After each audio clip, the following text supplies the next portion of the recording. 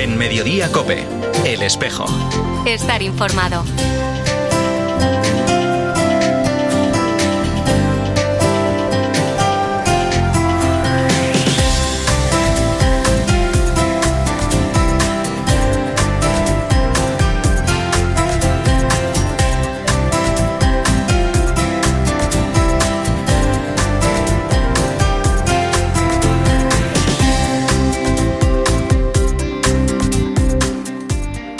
Hoy es 13 de febrero, todo el mundo sabe, y si no ya te lo cuento yo, que hoy es el Día Mundial de la Radio.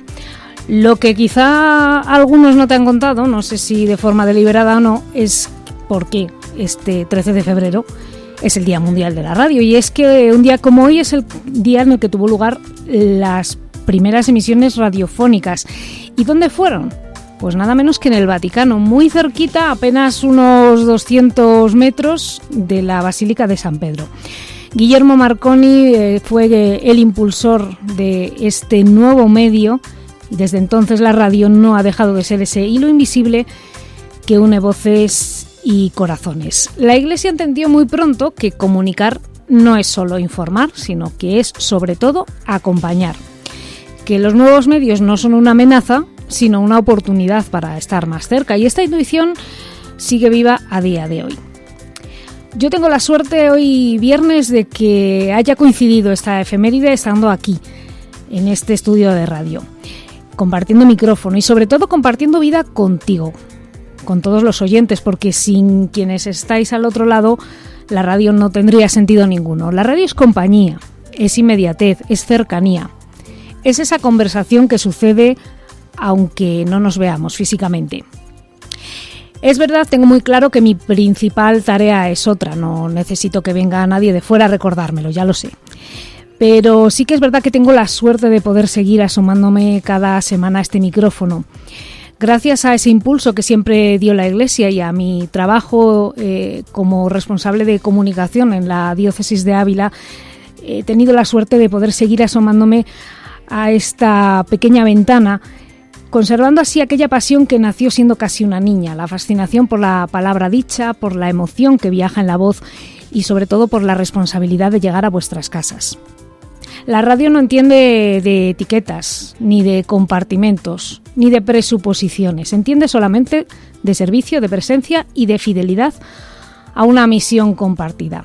Y aunque los que nos dedicamos a la comunicación institucional estamos ahí un poco en tierra de nadie y hay periodistas y comunicadores que nos miran un poco con recelo, hoy solo puedo dar gracias por formar parte, desde donde me corresponde, de esta hermosa aventura que es comunicar.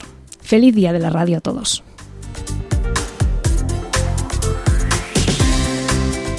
13 de febrero, efectivamente, ¿qué tal estás? Bienvenido al Espejo de Ávila, que vamos a abrir como mejor sabemos. Y honrando a esta jornada de hoy, vamos a hacer radio hasta las 2 menos 2 minutos de la tarde de hoy. Vamos a contarte muchas cosas. Hoy tengo, de verdad, te lo digo, siempre es verdad que comienzo diciendo que es un programa especial, que hoy vamos a tener muchas cosas, pero créeme, de verdad, hoy te digo de todo corazón que vas a poder escuchar una de las entrevistas más especiales que he hecho en mis 23 años de carrera profesional. Me ha emocionado, es una entrevista que hemos tenido que grabar por circunstancias de seguridad, lo vas a entender muy pronto. De verdad, de corazón, quédate porque hoy vas a escuchar un testimonio que si eres un tanto empático, como me pasa a mí en muchas ocasiones, te va a dejar con los pelos de punta. Tendremos también tiempo de escuchar a Jorge Pato con su atrio de las palabras y terminaremos hablando de la cuaresma que va a comenzar dentro de apenas unos días. El miércoles es miércoles de ceniza y tenemos muchas cosas preparadas de cara a las próximas semanas. Todo esto y mucho más es lo que compone esta edición de Viernes del Espejo que arrancamos juntos aquí y ahora.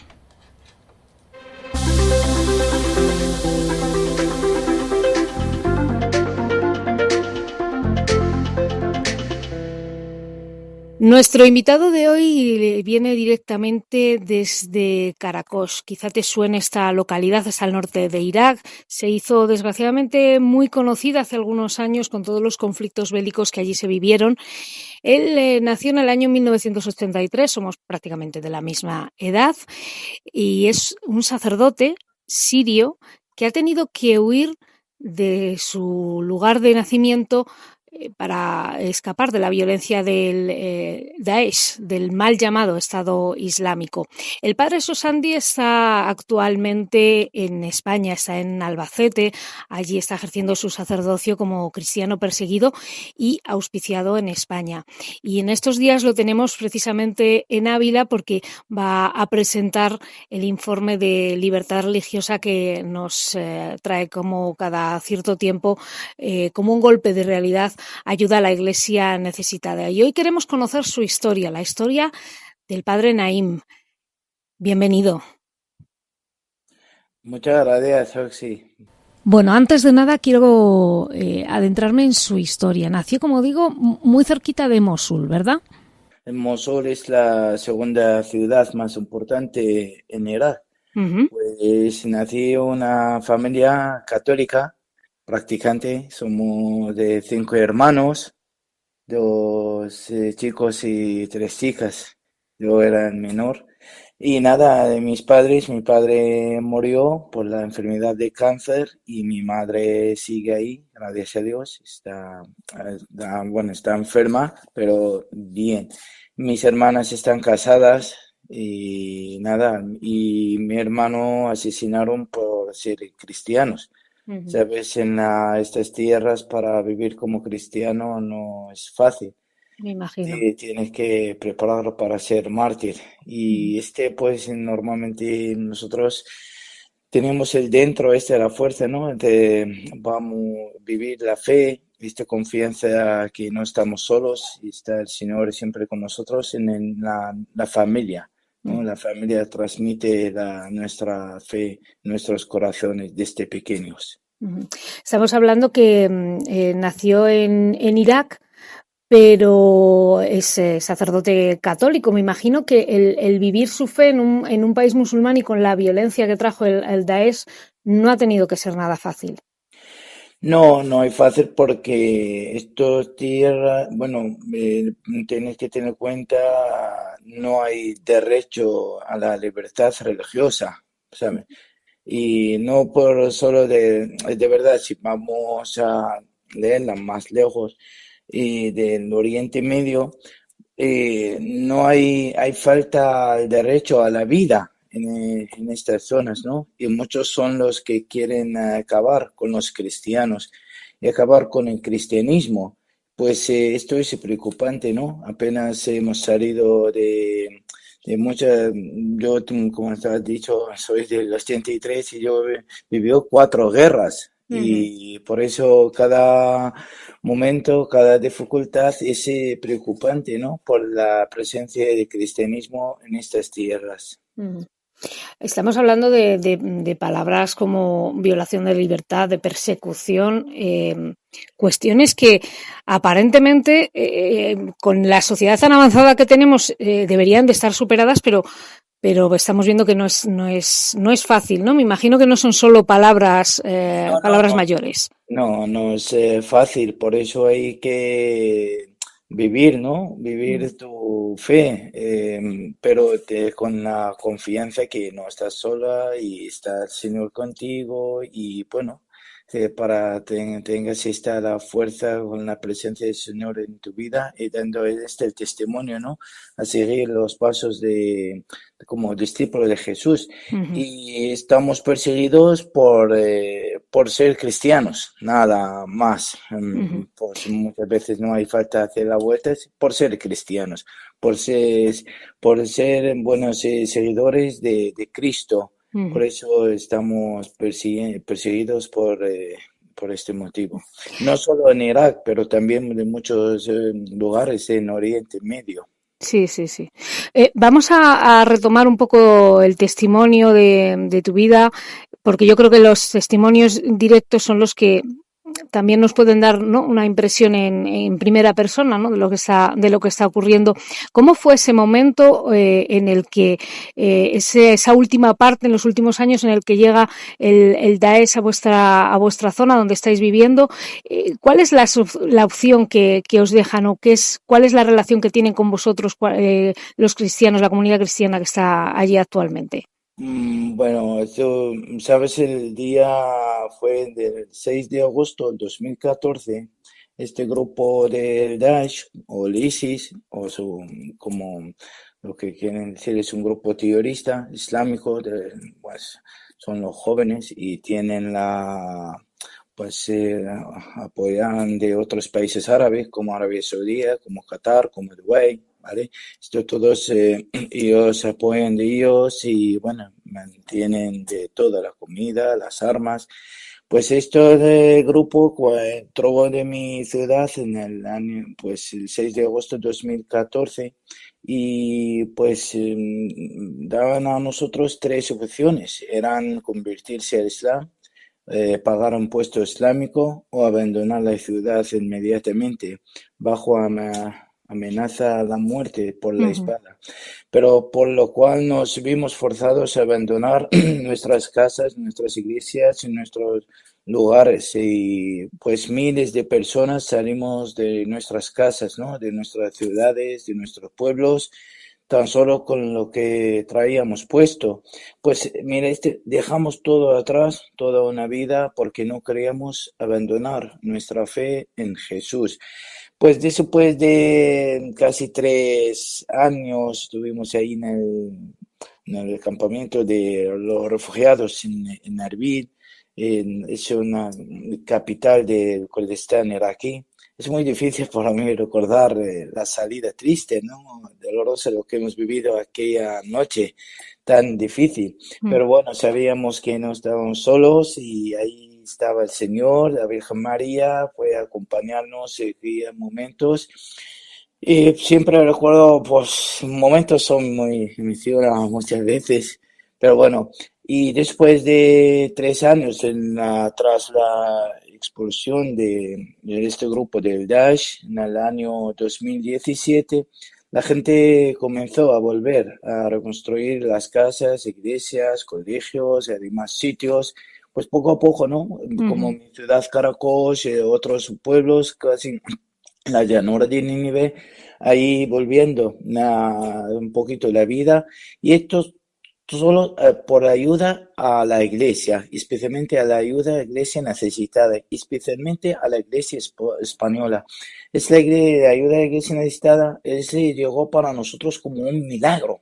Es un milagro para salvar, ¿no?, el cristianismo en estas zonas. Por eso siempre gracias a la ayuda de la iglesia necesitada y a la iglesia en total, ¿no? Porque ahí el gobierno no ayudó a nosotros, porque también es una parte de este grupo, como quieren acabar con el cristianismo en Oriente Medio y con ayuda a otros países. Y pues ahí fuimos a volver poco a poco con la esperanza, con ayuda a la gente de aquí en Europa, en otros países.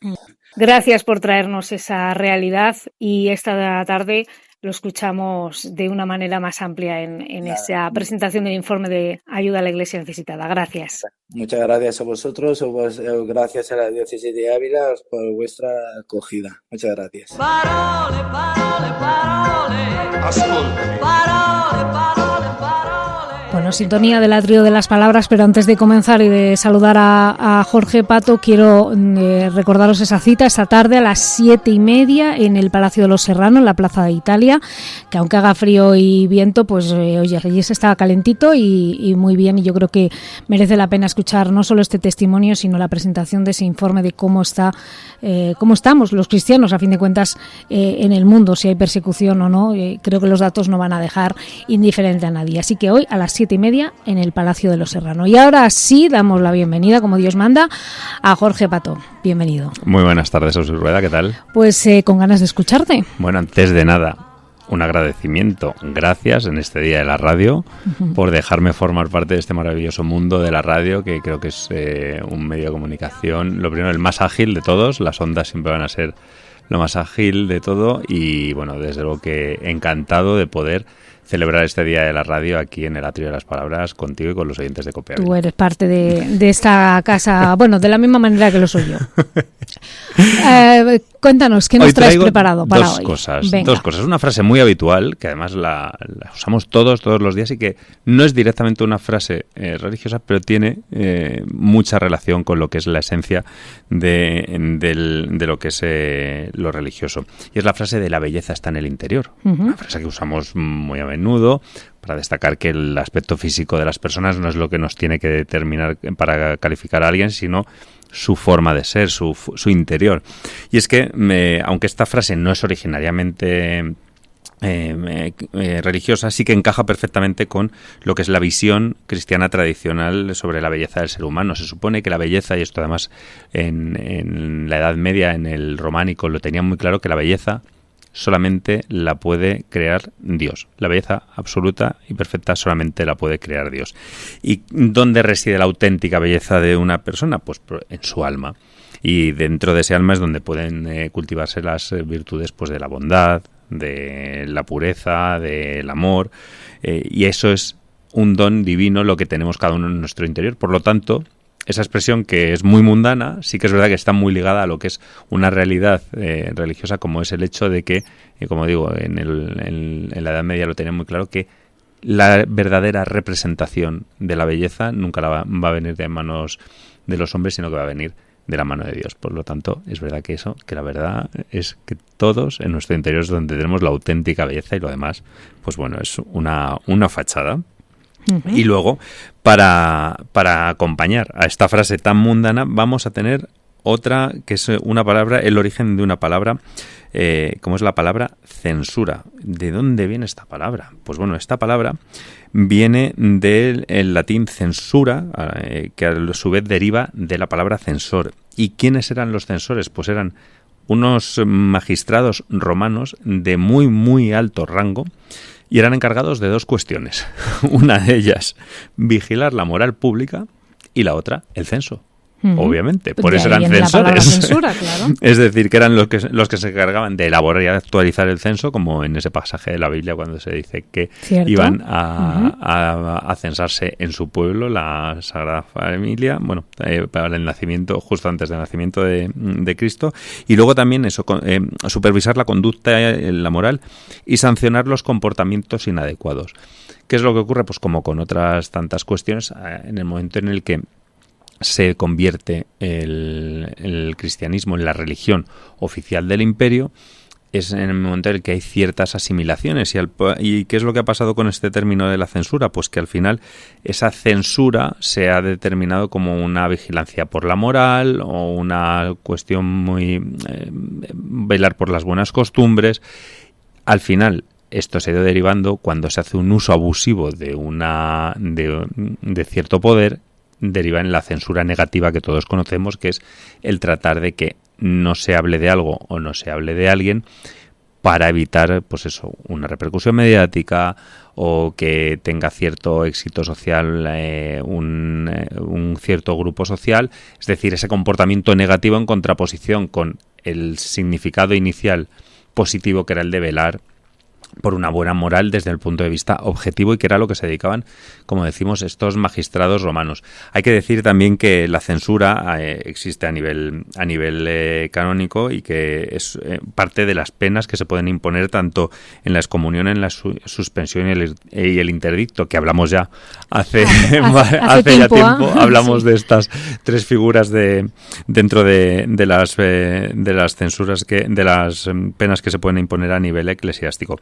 Y también pues está, pues obviamente, lo que decíamos también, ese comportamiento negativo de la censura, como fue ese momento en el que se censuraban libros, textos, en la época de la Inquisición. Bueno, y épocas más cercanas.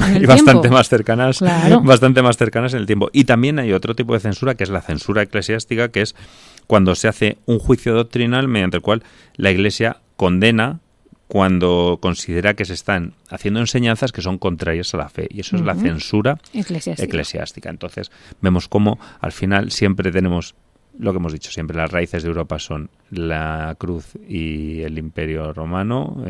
Roma y la cruz son las bases de la civilización europea, y vemos cómo en nuestro día a día y en nuestro lenguaje pues siguen esas palabras que derivan pues de las altas magistraturas de Roma, que todavía pues seguimos usando pues eso, tanto la palabra censura como el censor. Pues hay que seguir denunciándola. Gracias a Dios aquí la censura terminó hace ya unos cuantos años. Exacto. Aunque haya quien quiera seguir imponiéndola de alguna manera. O que las quiera echar de menos. Pero bueno, y ¿cómo es aquello? No hace daño quien quiere, sino quien puede, ¿no? Exacto. Entonces, bueno, Jorge, muchísimas gracias por haber venido a celebrar el Día de la Radio con nosotros. Un saludo a Osir Rueda. Y sabes lo que empieza el próximo miércoles, ¿no? Sí. Pues vamos a hablar de ello ahora mismo. Venga, vamos a por ello. En Mediodía COPE, El Espejo. Estar informado. Ya sabes que el próximo 18 de febrero, el próximo miércoles, el miércoles de ceniza, comienza así el recorrido de la Cuaresma, que nos va a llevar inexorablemente a la celebración de la Semana Santa. Y, por supuesto, el último recorrido es llegar a Pascua de Resurrección. Es un tiempo importante, un tiempo que no podemos pasar por alto. Lo dijimos también en la época de Adviento, ¿no? Queremos ir como muy rápido. En el caso del Adviento queremos llegar cuanto antes a la Navidad. En el caso de la Cuaresma queremos llegar cuanto antes a la Semana Santa. Pero sí que es cierto que es un periodo por el que hay que pasar, el que transformar nuestro corazón es el objetivo de este tiempo fuerte del calendario litúrgico. Por eso es importante pues dar a conocer iniciativas como las que nos trae en este caso la Junta de Cofradías de Semana Santa, que no es únicamente centrarse en las procesiones de los días claves de la Semana Santa, sino también en este tiempo de Cuaresma que vamos a comenzar. Así que hemos querido hoy tener con nosotros aquí en la emisora al presidente de la Junta de Cofradías de Semana Santa, Francisco Trullén. Nos acompaña ya al otro lado del teléfono. Bienvenido, Paco. Muchas gracias, buenos días a todos. Bueno, habéis presentado recientemente ese programa de actividades que no son, insisto, solo las procesiones, que todavía no se ha hablado de ellas, lógicamente de Semana Santa, porque tenemos este tiempo de Cuaresma por delante en el que también las cofradías tienen algo que decir.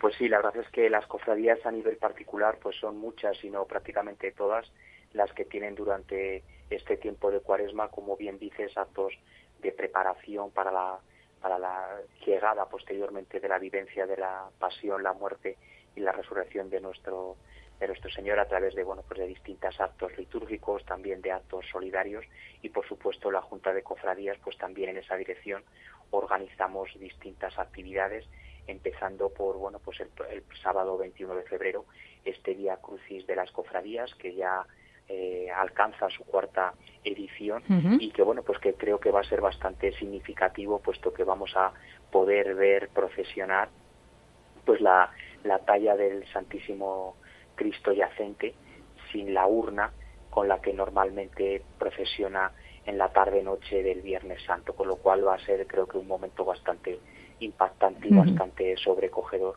Yo creo que esta es la principal novedad, ¿no?, digamos, de este año, el poder ver, yo creo que es la primera vez, no sé si me equivoco, que se va a poder contemplar este Cristo del Santo Entierro, el Santo Sepulcro, sin esa urna característica con la que le vemos en Viernes Santo.